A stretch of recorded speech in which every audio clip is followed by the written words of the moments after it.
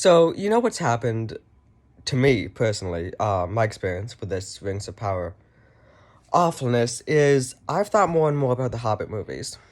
And those are movies that I've always enjoyed. I went to see them, when they came out. I was like 12-ish when the first one came out in theaters. I was excited for the second one, third one. Of course, I didn't have quite the same critical thinking skills I do now then, but still, like, I've rewatched those movies so many times 'cause they're like the original Lord of the Rings movies. They're so rewatchable for me because I really like them. Yeah, pretty much everything involving Tariel and the love stuff is pretty awful, but that's just one part of a multifaceted movie series that has so much in it, and it's just overall so good. Good acting, awesome music, and the best thing is it feels so connected to Lord of the Rings. Partly because like the casting, like the wardrobe, like the costumes, if they look the same, the music is the same, the Shire looks the same, you feel the same. It's so believable that this is the same universe, okay? So believable. Whereas Rings of Power comes out and it's like, oh, this it looks fake to me. Rings of Power, it looks fake. Everything about it, just everything in general, it looks so fake. Like, it's like the brainwashing stuff they give you, like if you're going into the Matrix or something. But the Hobbit movies, first movie, An Unexpected Journey, it starts out Peter Jackson, the same, his films, the titles come up, it looks the same as Lord of the Rings. You've got the same music coming, the music in it is just so good. And you feel comfortable, you feel at ease, you feel good. You've got the first scene in the Shire with Bilbo writing to Frodo. You just immediately know you're in good hands. And the first movie, it's so much good setup. And it's actually, the first movie is, it's like 2 hours and the 20-30 minutes, not talking about the extended edition. But that's about the same, that's just a little bit longer than these first two episodes of Rings of Power. And so much more happens in it. It's so good. You get the dwarves, you get to learn a little bit about a lot of the dwarves. I know it's like some of the dwarves you don't get to learn about throughout the series, but it's fine. Like, the dwarves come in, you learn about the important ones, you learn about, like, within the first 30 minutes of the movie, you know exactly what's happening. You know the goal, they're trying to get to the mountain.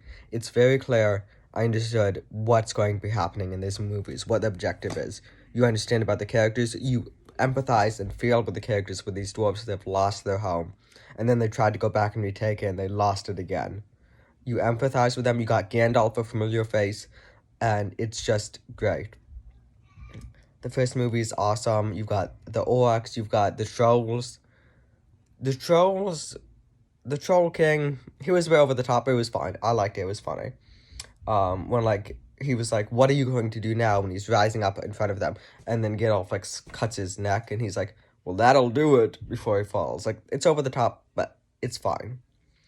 Then the second movie picks up, same awesome music, same great surroundings. It's so good. And in the second movie, we get Legolas, another returning face, another familiar character like Gandalf, who's acting. He's the same character, just like Gandalf, the same characters they were in Lord of the Rings.